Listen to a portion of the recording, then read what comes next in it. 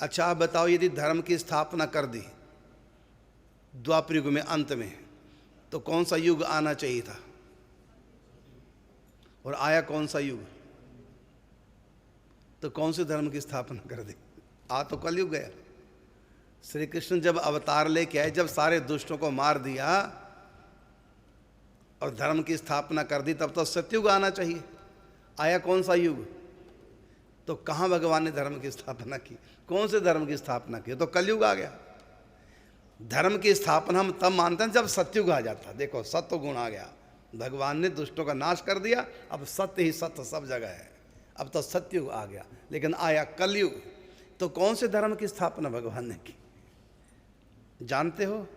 इस धर्म की नहीं, प्रेम धर्म की स्थापना की। ये सिखाया कि मैं प्रेम करता हूँ।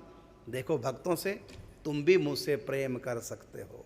प्रेम लीलाएं करके प्रेम धर्म की स्थापना की है और समझाने के लिए भेज दिया रंग देवी महारानी को और ऐश्वर्या शक्ति सुदर्शन चक्र की,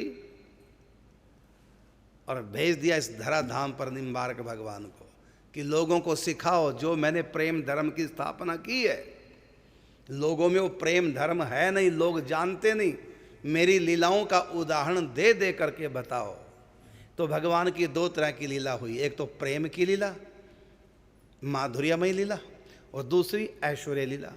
तो ऐश्वर्य लीला समझाने के लिए सुदर्शन चक्र, और प्रेम लीला माधुर्य लीला समझाने के लिए रंग देवी महारानी। तो दोनों पावरें एक जगह आ गई। तो ये प्रेम धर्म की स्थापना भगवान ने की, और प्रेमियों के बिना प्रेम धर्म की स्थापना होती नहीं। भगवान तो प्रेम करके सखाओं से, ग्वाल बालों से, गायों से, यशोदा नंद बाबा से, ग्वाल बालों से, सखियों से, राधा रानी से प्रेम करके भगवान दिखा गए। समझाया नहीं, दिखाया। अब समझाएंगे कौन? जैसे भक्तमाला गाथा धारावाहिक आती है ना, पहले आती है, फिर मैं बाद में समझाने आता हूँ। ऐसी ठाकुर जी दिखा गए प्रेम के खेल, और निम्बार्क भगवान आकर के समझा गए। इसी से धर्म की स्थापना हुई, वैष्णव धर्म की स्थापना हुई। तो भगवान श्री कृष्ण ने कौन सा धर्म स्थापित किया? धर्म संस्थापनार्थाय संभवामि युगे युगे। तो कौन से धर्म की स्थापना की? प्रेम धर्म की, वैष्णव धर्म की।